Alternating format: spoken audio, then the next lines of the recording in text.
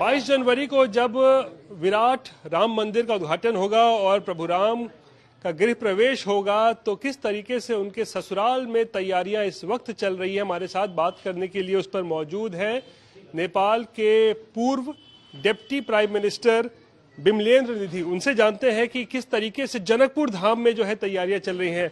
निधि साहब, ये बताइए, आप पूर्व डिप्टी प्राइम मिनिस्टर हैं नेपाल के, जनकपुर धाम में किस तरीके की तैयारी चल रही है? बहुत ही ऐतिहासिक ये जगह है, इसकी अपनी महत्वता है, और जब प्रभु राम का गृह प्रवेश होगा तो उनका ससुराल किस तरीके से उत्सव मनाएंगे? देखिए, मैं ही नहीं, जनकपुर के सारे लोग, और ये तो प्राचीन मिथिला क्षेत्र का राजधानी जनकपुर है ये, तो यहाँ के लोग ही नहीं, पूरे नेपाल के लोग, हम लोग बहुत ही हर्ष महसूस कर रहे हैं। हम लोग बहुत खुश हैं कि अयोध्या में रामलला की मूर्ति बन रही है और वहाँ उसका प्राण प्रतिष्ठा होने वाला है जनवरी 22 को। तो यहाँ हम लोग बहुत ही खुश हैं, हर्ष मना रहे हैं। और जानकी मंदिर की तरफ से और यहाँ के वासियों की तरफ से, नगर वासियों की तरफ से, राम जी के ससुराल की तरफ से, सीता जी के मायके की तरफ से, यहाँ से एक हम लोगों का जो परंपरा है अपना मिथिला संस्कृति का, उस सांस्कृतिक परंपरा के अनुसार भार जिसको बोलते हैं कंधे पर, जैसे कवड़िया के में कंधा पर लेके चलता है, तो पुराने जमाने में हम लोगों के समाज में एक दूसरे के घर में कुटुंब के यहाँ जब संदेशा भेजता था तो उसमें यातायात नहीं थी, तो उसको भार कहते हैं। तो अभी तक भी वही भार का शब्दावली प्रयोग हो रहा है। तो यहाँ से बहुत ही तैयारी हो रहा है भार भेजने का, और उसमें मिठाई सामग्री, जो महिला के लिए, एक सुहागन के लिए जो सामग्रियाँ होती है, वो सारे सामग्रियाँ, चूड़ी, सिंदूर, कम्मा, ये सब होता है, तो उसको भी भेजा जाने की तैयारी किया जा रहा है। उसके साथ मिठाई और खाने का खाद्य सामग्री, मिष्टान सब भेजने की तैयारी की जा रही है। तो कल सवेरे यहाँ से लोग विदा होंगे। यहाँ से शुरू हुआ 2 से 51 भार भेजने का, लेकिन तैयारी जो यहाँ से हो रहा है, मुझे लग रहा है कि 1100 से ज़्यादा संख्या में भार का एक तैयारी हो रहा है, और बहुत सारे लोग जाएंगे यहाँ से बड़े हर्ष के साथ। आप क्योंकि पूर्व उप प्रधानमंत्री भी रह चुके हैं, भारत नेपाल की जो मैत्री है, जो दोस्ती है, उसमें कितना ये एक महत्वपूर्ण ये एक कदम होने जा रहा है जब राम मंदिर का उद्घाटन होगा, उसका जनकपुर से जो कनेक्शन है?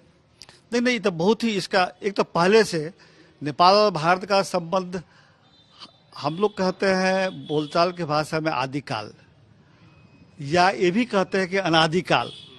आदिकाल या अनादिकाल कब से संबंध है, वो संबंध अभी तक जारी है, स्थापित है, बहुत मजबूत है। और ये संबंध किसी दोनों देशों के सरकार में कब मिठास होता है, कब तीतापन आता है, उससे कोई फर्क नहीं पड़ता है। जनता के बीच में संबंध हमेशा रहा है, रहेगा। और ये राम मंदिर जो बन रहा है, राम मंदिर बनने में खुशहाली हम यहाँ के लोग भी मना ही रहे हैं, और पूरे नेपाल में खुशहाली है। और इसका दीर्घकालीन रूप में नेपाल और भारत के दोनों देशों के संबंध पर बहुत ही सकारात्मक अच्छा प्रभाव पड़ेगा। ये दीर्घकालीन होगा, दीर्घायु होगा और भी मजबूत होगा।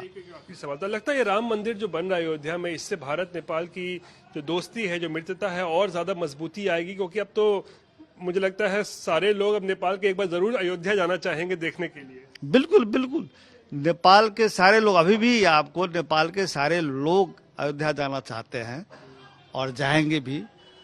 अयोध्या और जनकपुर में आना जाना तो निरंतर जारी रहेगा ही। अयोध्या के लोग भी यहाँ आते हैं, भारत के लोग भी आने यहाँ शुरू किए हैं, और नेपाल जनकपुर के लोग भी जाएंगे, और नेपाल के लोग भी अयोध्या जाएंगे, भारत यात्रा करेंगे ही। इसे दोनों देशों में सांस्कृतिक संबंध का अर्थ ये भी होता है कि पर्यटकीय व्यावसायिक की वृद्धि होगी, और दोनों देशों के आर्थिक समृद्धि में भी इसका योगदान होगा।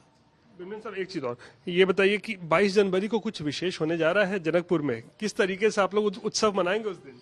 नहीं, 22 जनवरी को हम लोग यहाँ पर जानकी मंदिर की अगुवाई में, यहाँ पहले तो सबसे बड़ी बात है कि हम लोग यहाँ से भार भेज रहे हैं, संदेशा भेज रहे हैं, यहाँ के लोग लेके जा रहे हैं, जिसका कल मैं विदाई कर रहा हूँ।